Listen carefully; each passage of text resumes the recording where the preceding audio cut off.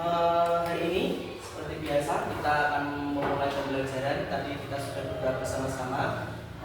Hari ini masuk semua anak-anak kelas 5? Bukan berarti kelas 5 dalam keadaan sehat walafiat. Ya. Oke, sebelum memulai pelajaran Pak Egi mau tanya dulu, bagaimana kabar kalian anak-anak?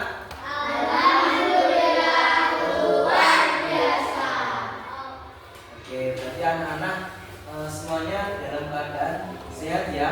Walaupun ini sudah mulai masuk musim penghujan, Pak Egi berharap kalian tetap menjaga kesehatan dari segi pola makan, terus kegiatan sehari-hari juga harus diperhatikan. Oke. Nah, sebelum kita masuk ke pembelajaran, kita menyanyikan lagu Indonesia Raya dulu bersama-sama. Semuanya berdiri. Salah satu siswa yang menjadi dirijen Jawa ke depan.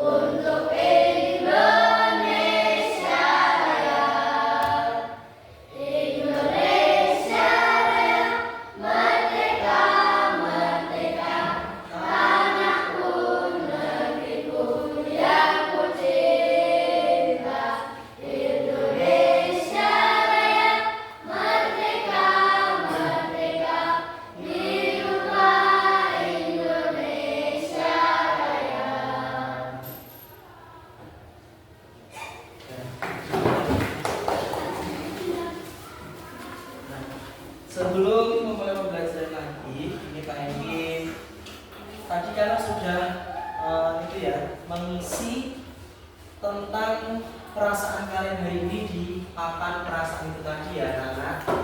Tadi ada perasaan senang, perasaan sedih, perasaan marah. Apa yang kalian rasakan hari ini? Kebanyakan senang. Senang karena sanggupnya ada. Alhamdulillah. Tadi Pak Egi jajakannya ya. Sebelum pembelajaran lagi ini Pak Egi biar kalian fokus. Ini ada tepuk. Jadi misalkan ada tepuk 1, tepuk 2, tepuk 3. Itu ya. Oke, kita coba bareng-bareng. Tepuk 1, tepuk 2, tepuk 3. Tepuk 2, 3. Tepuk 1, tepuk 3, tepuk 3, tepuk 2, tepuk tangan. Oke, pada pembelajaran hari ini nanti kita akan mempelajari tentang konsep dasar kecerdasan artifisial. Nah, di sini tujuan pembelajarannya yaitu setelah kegiatan permainan edukatif, murid dapat menganalisis etika penggunaan kecerdasan artifisial dalam kehidupan sehari-hari dengan benar. Jadi ini nanti tentang konsep dasar ini nanti tentang kecerdasan artifisial itu kalian setelah melakukan kegiatan nanti ada permainan itu nanti ada permainan kalian itu nanti kalian bisa menerapkannya di kehidupan sehari-hari dengan benar. Jadi kalian bisa mengklasifikasikan. Contohnya misalkan ini tuh termasuk di kehidupan yang bidang apa, seperti itu. Utamanya ada bidang kesehatan, bidang ekonomi, bidang pendidikan, seperti itu. Ya, nanti kalau misalkan kalian TikTok misalkan, TikTok itu termasuk bidang apa? Nanti mungkin di bidang hiburan. Terus misalkan untuk mendeteksi penyakit yang ada di dalam tubuh menggunakan USG. Nah itu misalkan untuk melihat bayinya itu, misalkan ibu-ibu yang hamil itu menggunakan USG biar mengetahui anaknya cewek atau cowok. Nah itu termasuk di bidang apa? Kesehatan. Seperti itu ya. Nah itu. Nah sebelum belajar lagi, pernahkah kalian membaca cerita atau berita tentang suatu hal yang belum tentu benar keasliannya? Apa istilah gaulnya apa? Berita tapi orang asli. Ijek apa? Hoax. Hoax biasanya ngomong hoax kalau. Nah, apa? Adanya salju di 2026 tempatnya musim misalkan di Indonesia. Nah itu kan belum tahu kepastiannya, belum pasti. Seperti itu. Ya itu termasuk hoax. Kalau fakta itu kan pasti misalkan memang benar-benar terjadi. Itu ya. Jika pernah, bagaimana kalian memahami berita tersebut untuk membuktikan kevalitannya? Apa benar itu fakta atau hoax? Bagaimana cara kalian? Biar itu tahu, oh ini beritanya itu fakta, benar. Atau beritanya ini hoax nih. Itu bagaimana cara kalian untuk mengetahui itu? Ada yang tahu? Apa? Yang keras. Oke, mempelajari yang lebih dalam atau lebih jauh, dicari kebenarannya dulu. Seperti yang Al-Waqi bilang tadi, dipelajari ini benar atau tidak. Seperti itu, ya. Nih, ini ada video itu, kalian bisa lihat dulu. Ini ya.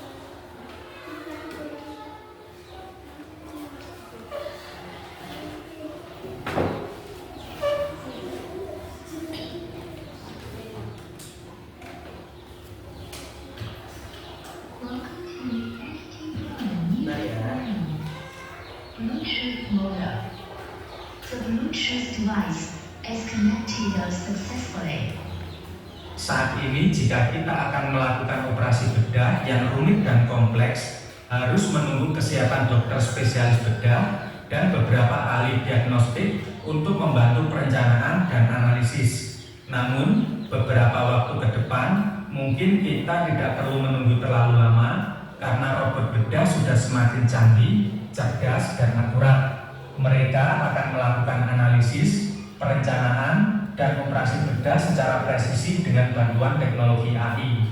Selama ini penggunaan robot di ruang operasi bukanlah hal yang baru. Sudah cukup banyak kasus di mana dokter menggunakan robotika tertentu untuk membantu operasi mereka terhadap para pasien.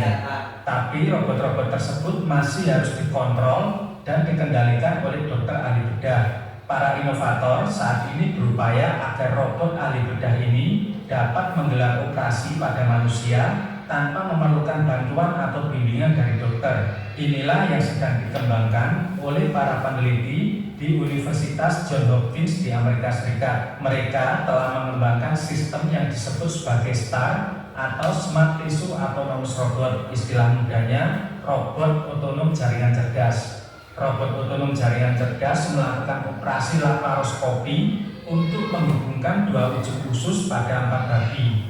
Menurut sebuah makalah yang diterbitkan di Science Robotics, robot STAR unggul dalam prosedur yang membutuhkan tingkat presisi tinggi dan gerakan yang berulang. Itu ya, tadi ada robot yang akan bukan menggantikan ya, membantu dokter untuk menganalisis sebuah penyakit. Kalau kalian lihat lagi di video ide itu, apakah kalau robot itu akan bisa menghasilkan benar-benar data yang valid?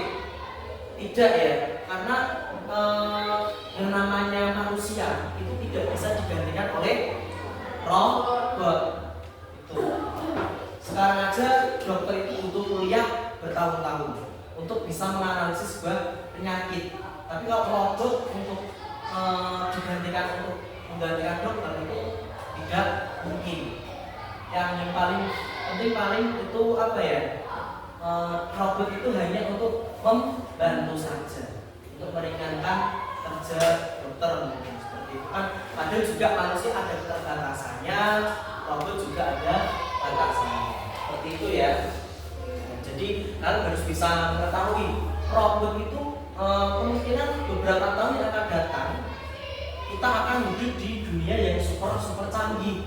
Tapi kembali lagi itu tadi, robot itu tidak bisa menggantikan manusia. Ya, misalkan contoh kecilnya saja pembersih debu. Bersih debu itu kemungkinan juga membersihkan debu juga tidak pasti 100% bersih. Itu kebersihan yang kita inginkan dengan yang dibersihkan oleh robot itu tadi juga akan berbeda. Itu pasti masih kotor. Akhirnya kita juga membersihkan kembali.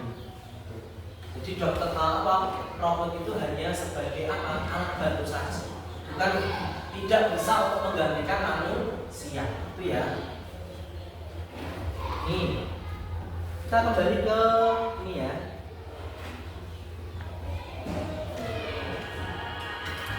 Konsep dasar kecerdasan artifisial. Di sini definisinya kecerdasan artifisial itu apa?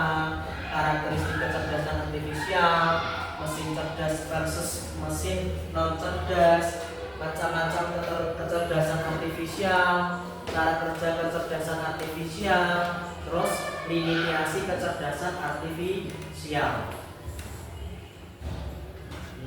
Etika kecerdasan artifisial, jadi kayak penggunaan. Bagaimana sih kita menggunakan kecerdasan artifisial itu dengan baik? Alasan kecerdasan artifisial itu menjadi bagian penting dalam kehidupan abad 21. Nanti bisa prinsip-prinsipnya juga dipertanggungjawabkan. Ini ada konsep dasar kecerdasannya. Secara sederhana, KA atau kecerdasan artifisial ya, itu teknologi yang membantu komputer.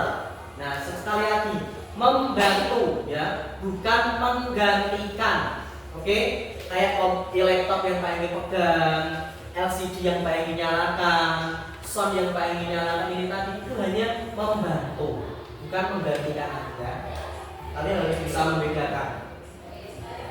Tapi ini pun juga harus berdasarkan perintah manusia.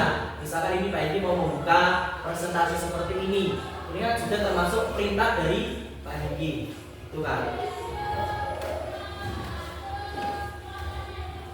Ini ada konsep dasarnya, ya, ada belajar dari data seperti itu, dasar algoritmanya. Ini konsep kecerdasannya seperti ini, tidak memiliki perasaan. Kalau manusia kan itu memiliki perasaan, ya. Oke. Nah, ini ada perbedaan mesin cerdas dan non cerdas. Dari segi cara kerjanya, kalau mesin cerdas itu berdasarkan dari pengalaman dan memperbaiki kinerjanya. Kalau mesin non cerdas itu harus sesuai instruksi, itu ya, adaptasinya, pengambilan keputusannya seperti itu. Ini konsep kecerdasannya. Nah,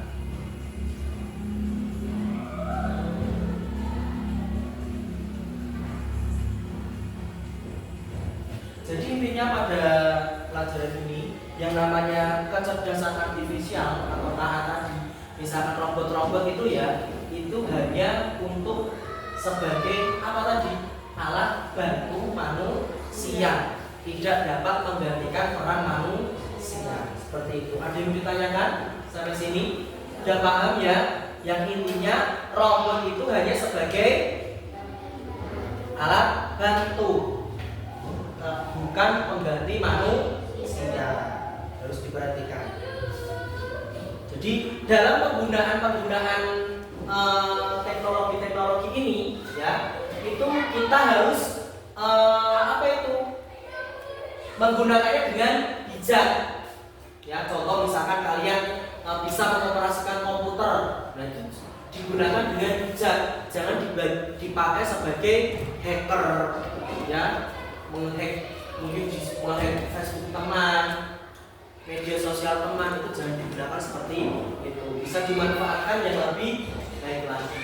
Oke, di sini Pak Hendy ada permainan yang namanya Snake Games. Jadi nanti kalian jadi satu, menjadi sebuah ular. Nah, nanti di situ Pak Hendy akan memberikan, nah ini di sini ini sudah ada bidang industri atau keuangan, terus bidang transportasi, terus juga ada bidang pendidikan, dan yang terakhir ada bidang kesehatan. Hai. Halo. Ngantuk ya? Ngantuk karena cuacanya mendung ya. Tetap semangat. Oke. Terus, nah di sini Pak ini ada gambar-gambar, nanti kalian bisa menempelkan itu ya. Oke. Ini nanti ditempelkan di sini bidang industri itu yang mana? Nah di sini ada. Oke. Yuk, siapa yang jadi ularnya dulu? Kelompok 1. Gibran, pilih temannya yang mana tadi kelompok 1? Gibran, Kelvin, terus siapa lagi? 5 orang yuk.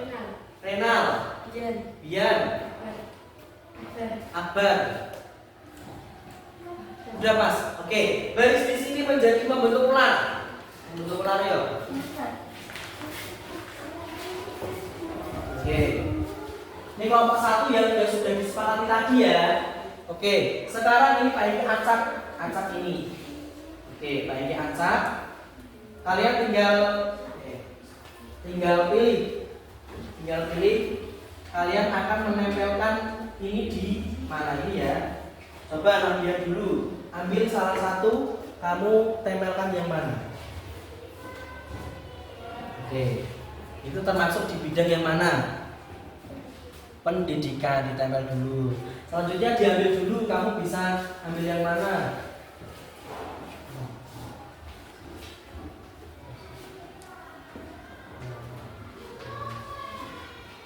Terus yang lainnya lagi.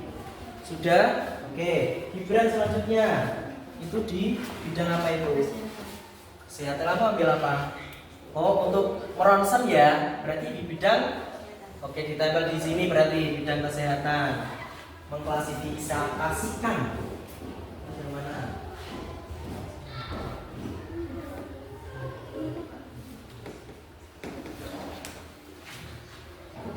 Sudah? Oke, selanjutnya apa ini? Renal. Ini di mana? Itu kamu ambil gambar apa? Gambar orang mengambil uang di ATM. Berarti ditaruh di mana? Keuangan yang mana? Oke, di sini. Selanjutnya siapa ini?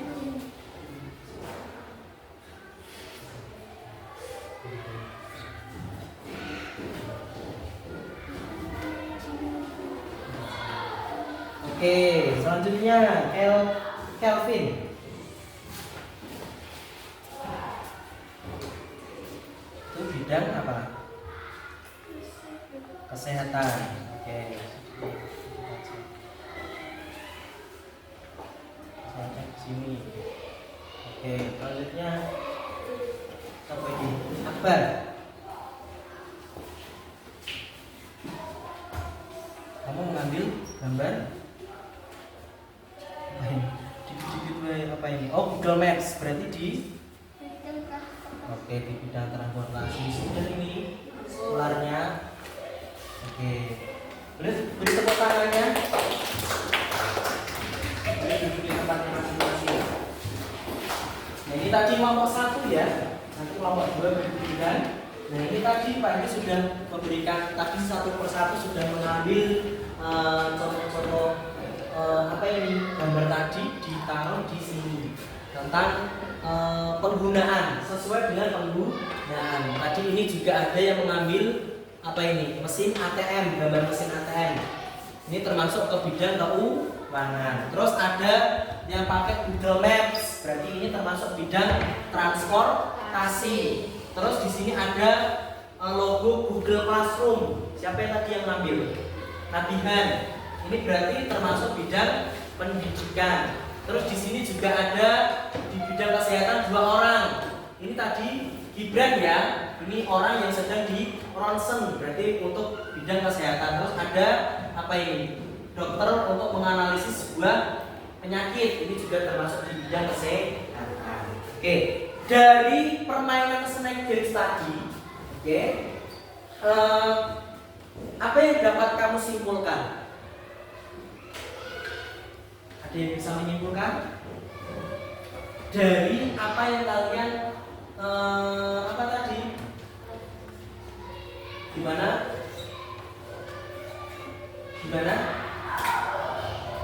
Ada yang bisa menyimpulkan? Gimana Gibran?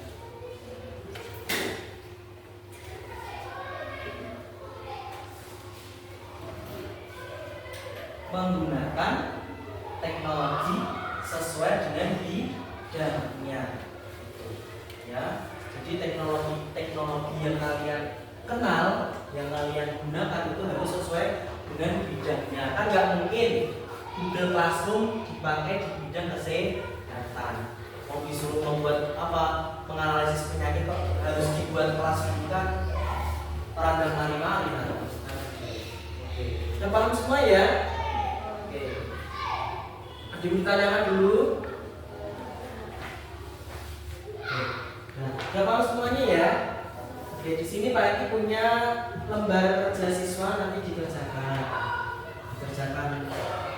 masing-masing ya. Nanti kalau sudah selesai dikumpulkan.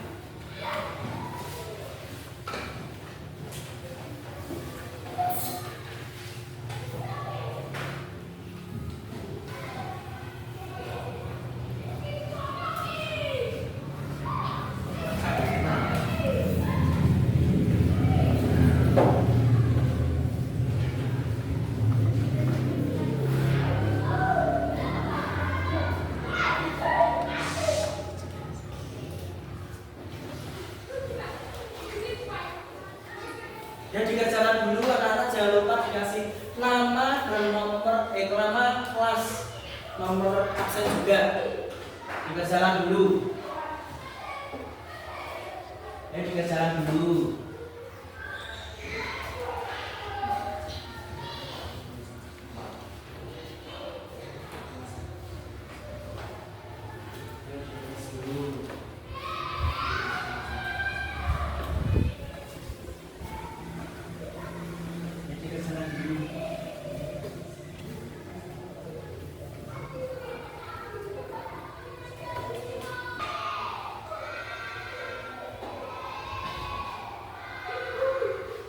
Sudah selesai anak-anak? Sudah. Oke, dikumpulkan ke sini. Nanti ranking nilai. Setelah ranking nilai kalian akan kasih nilainya nanti tahu.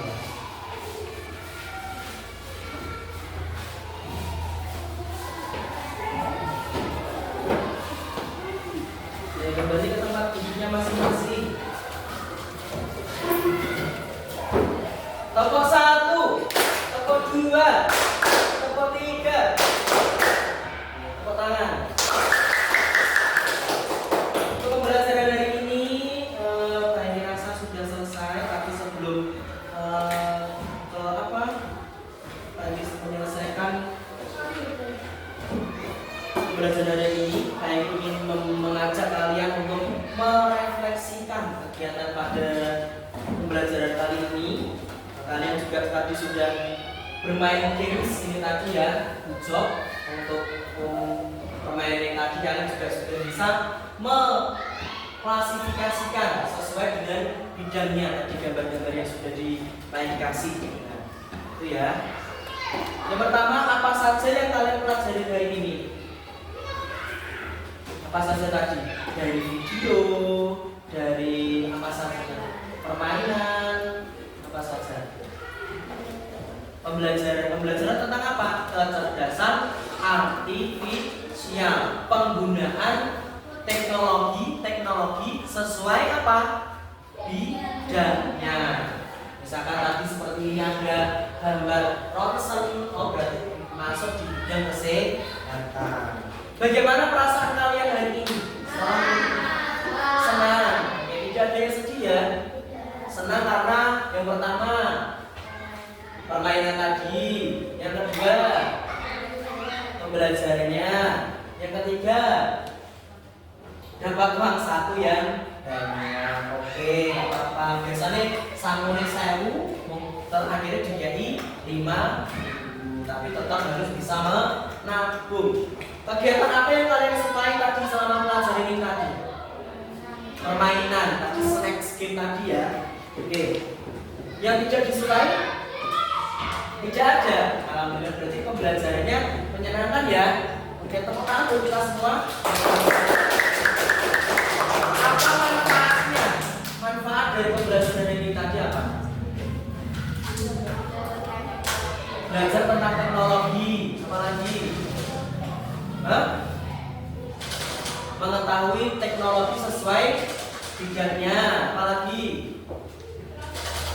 Itu saja. Jadi anak-anak sudah paham ya, harus bisa mengklasifikasikan. Elvin. Oke. Ya. Pembelajaran hari ini Tanya rasa sudah selesai. Terima kasih sudah mengikuti pelajaran dengan baik. Sebelumnya Pak minta maaf kalau ada salah kata selama pembelajaran Pak yang lain disampaikan. Bila ada salah kata mohon dimaafkan. Selamat siang. Wassalamualaikum warahmatullahi wabarakatuh. Waalaikumsalam warahmatullahi wabarakatuh. Sekarang beristirahat ya anak-anak.